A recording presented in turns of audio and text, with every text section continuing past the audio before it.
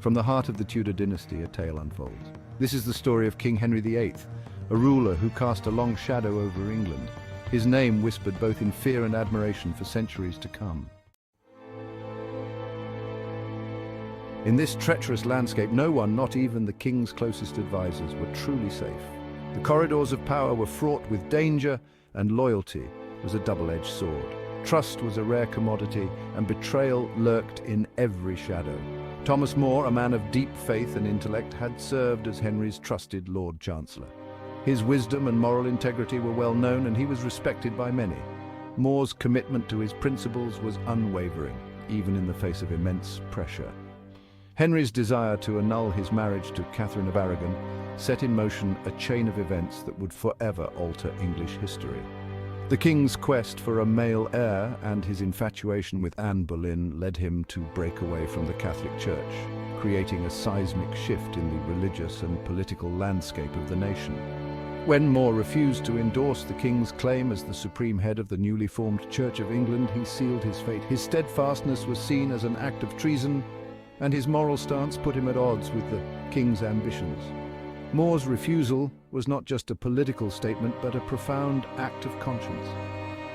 More was imprisoned within the Tower of London, that grim fortress which had borne witness to the rise and fall of so many before him. The tower, with its cold stone walls and dark history, became More's final residence. It was a place where hope was scarce and the future was uncertain. His refusal to bend to the king's will ultimately cost him his life. More's unwavering commitment to his beliefs made him a martyr in the eyes of many. His sacrifice was a testament to the power of conscience and the heavy price of defiance. In 1535, More was led to the executioner's block, his death a stark reminder of the price of defiance in Henry's England. His execution was a somber event, witnessed by those who understood the gravity of his sacrifice. More's legacy lived on, a symbol of integrity and courage in a time of turmoil. Anne Boleyn, a woman of sharp intelligence and even sharper ambition, had captured the king's heart and ignited a firestorm of controversy. Crowned queen in 1533, she too would fall victim to the capricious nature of the king's affections. Henry, desperate for a male heir, grew impatient with Anne's inability to produce a son. Whispers of conspiracy and betrayal began to swirl around Anne, fueled by her enemies at court. Accused of adultery, incest, and treason, Anne was arrested and imprisoned within the Tower of London. In the spring of 1536, Anne Boleyn was stripped of her crown and met her end on the executioner's block. Henry's insatiable thirst for power extended beyond the walls of his court, reaching deep into the spiritual heart of England. To solidify his control and further distance himself from the authority of the Pope, Henry embarked on the dissolution of the monasteries. Across the land, these ancient institutions found themselves in the king's sights. One by one, they were stripped of their assets, their lands seized, their treasures carted away to fill the royal coffers. The dissolution was a calculated assault on the old order, a display of royal might that sent a clear message. Henry's authority was absolute. For the people of England, the impact was profound, leaving many feeling lost and adrift in a sea of religious uncertainty. We mustn't forget Thomas Cromwell, the architect of fate. No figure played a more pivotal role in shaping the tumultuous events of Henry's reign than Thomas Cromwell, the king's chief minister. His influence was felt in every corner of the kingdom, from the royal court to the farthest reaches of the countryside. Cromwell became the architect of Henry's break with Rome, orchestrating the dissolution of the monasteries and ruthlessly crushing any opposition to the king's will. His actions not only reshaped the religious landscape of England, but also filled the royal coffers, strengthening Henry's grip on power. Cromwell's rise to power was as swift as it was unexpected. He maneuvered through the treacherous waters of the Tudor court with a combination of shrewdness and determination that left many of his contemporaries in awe. Born of humble origins, he possessed a sharp intellect and an even sharper instinct for political survival. His early life was marked by hardship, but it was these very challenges that honed his skills and prepared him for the complexities of court life. Yet, even Cromwell's political acumen could not protect him from the vagaries of fate. The very qualities that had propelled him to power also made him many enemies. In 1540, Cromwell's fortunes took a dramatic turn with the failed marriage alliance with Anne of Cleves. This misstep provided his enemies with the perfect opportunity to strike. Stripped of his offices, accused of treason and imprisoned in the Tower of London, Cromwell was condemned to the executioner's axe. His fall from grace was as swift and dramatic as his rise, a stark reminder of the perilous nature of power in Henry's court. Henry's brutal end to the marriage of Katherine Howard, a queen destroyed and executed because of gossip and lies fueling the ever-growing paranoia of the king. The execution of Anne Boleyn did little to quell Henry's quest for a wife who could provide him with the male heir he so desperately craved.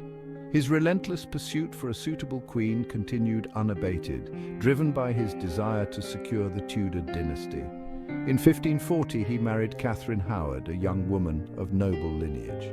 Katherine, a cousin of Anne Boleyn, was introduced to the court by her ambitious family, hoping to regain favor with the king. Katherine, thrust into the spotlight, became the object of the king's affections, but also the target of those who sought to advance their own ambitions at her expense.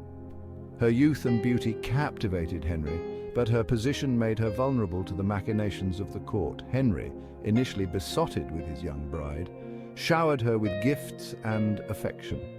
He lavished her with jewels, fine clothes, and grand banquets, hoping to win her loyalty and love. However, rumors of Catherine's infidelity reached the king, fueling his paranoia and rage. The court was rife with gossip, and whispers of her past indiscretions began to surface, casting a shadow over their marriage. Accused of adultery and treason, Katherine was stripped of her title and imprisoned in the Tower of London. Her fall from grace was swift and brutal as former friends and allies turned against her to save themselves. In 1542, Katherine Howard was executed, another tragic victim of the king's insatiable appetite for power and control. Her brief reign as queen ended in tragedy, a stark reminder of the perilous nature of life at the Tudor court. Henry's brutal consolidation of power and his radical religious reforms did not go unchallenged. In the north of England, resentment towards the king's actions simmered and grew. In 1536, that simmering discontent erupted into open rebellion, a popular uprising known as the Pilgrimage of Grace. Fueled by religious fervor, economic hardship, and anger at the dissolution of the monasteries, tens of thousands rose up in defiance of the crown. The Pilgrimage of Grace, though ultimately unsuccessful, exposed the fragility of Henry's hold on power. The rebellion was brutally suppressed, its leaders executed, and its participants subjected to savage reprisals. As Henry's reign progressed, his paranoia deepened, his suspicions falling upon even the most unlikely of targets. Margaret Pole, Countess of Salisbury, a woman of royal blood and impeccable lineage, became ensnared in the king's web of fear and suspicion. Margaret, a descendant of the Plantagenet dynasty, posed a potential threat to Henry's claim to the throne. Arrested on trumped-up charges of treason, Margaret was imprisoned in the Tower of London. Despite a lack of evidence, Margaret was condemned to death. In 1541, at the age of 67, Margaret Pole was executed, a testament to the depths of Henry's paranoia. As Henry VIII approached the twilight of his reign, his grip on power, though still firm, began to waver. Plagued by ill health and consumed by paranoia, the once robust king had become a shadow of his former self. Henry Howard, Earl of Surrey, a young man of great promise, found himself caught in the king's dying grasp. Howard's downfall was swift and brutal. Accused of treason, charges largely based on flimsy evidence, he was arrested and imprisoned. Denied a fair trial, he was condemned to death. In 1547, just days before Henry VIII himself breathed his last, Henry Howard was executed. Henry VIII, the once young and vibrant king who had ascended the throne full of promise, left behind a legacy as complex and contradictory as the man himself. He had shattered the shackles of Rome, forged a new national identity, and presided over a period of immense cultural and artistic flourishing. Yet his reign was also one of unparalleled brutality, marked by religious upheaval, political executions, and the relentless pursuit of power at any cost. His 6 wives, their lives intertwined with his in a tragic and often bloody tapestry, serve as a stark reminder of the human cost of his ambition.